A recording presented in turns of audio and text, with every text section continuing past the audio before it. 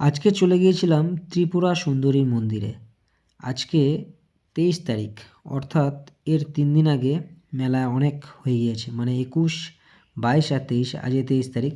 এই হচ্ছে মন্দিরের গেট, আর এই যে লেখা আছে ত্রিপুরা সুন্দরী মন্দির।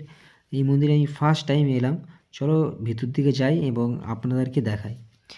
এই মন্দিরটা আমি একবারও আসিনি, প্রথম এলাম। আর এখানে একটা পবিত্র স্থান, যেখানে ফুল দিয়ে সুন্দর করে এই জায়গাটাকে খুব সুন্দর করে সাজিয়ে রাখা হয়েছে।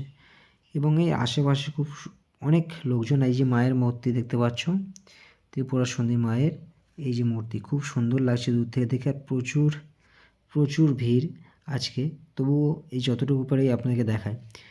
মন্দির ঢোকার আগে এই যে নিচে দেখতে পাচ্ছ, এখানে সব জুতোগুলিকে খুলে রাখতে হবে এবং মন্দিরে প্রবেশ করতে হবে। ক্যামেরা অ্যালাও নেই, কিন্তু আমি ফোন নিয়ে চলে গিয়েছিলাম, তাই ভিডিওটি করেছি। আর বাইরে দেখতে পাচ্ছ চারিদিকে সুন্দর করে ফুলের বাগান, আর খুব সুন্দর করে মন্দিরটিকে সাজানো হয়েছে। একটা জিনিস লক্ষ্য করলাম, চারিদিকে শুধু সবাই ফটো তুলতেই ব্যস্ত, কারণ আজকের দিন সত্যিই একটা সুন্দর দিন।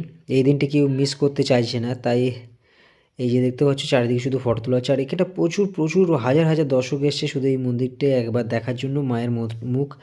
আর এখানে একটি মেলাও চলছিল। আর এখানে একটা বড় কথা, ভোগ বিতরণ চলছে, মায়ের প্রসাদ।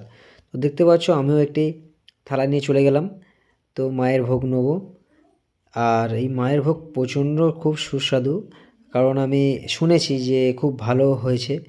আর এখানে অনেকজন আছে যারা এইগুলো ভোগগুলোকে দিয়ে মানে দিচ্ছে। প্রচুর লোক, যার জন্য এখানে কোনো ভিড় হয় না।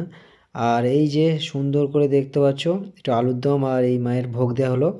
তো এখানে বাইরে খুব সুন্দর ওয়াটার ট্যাঙ্ক আছে।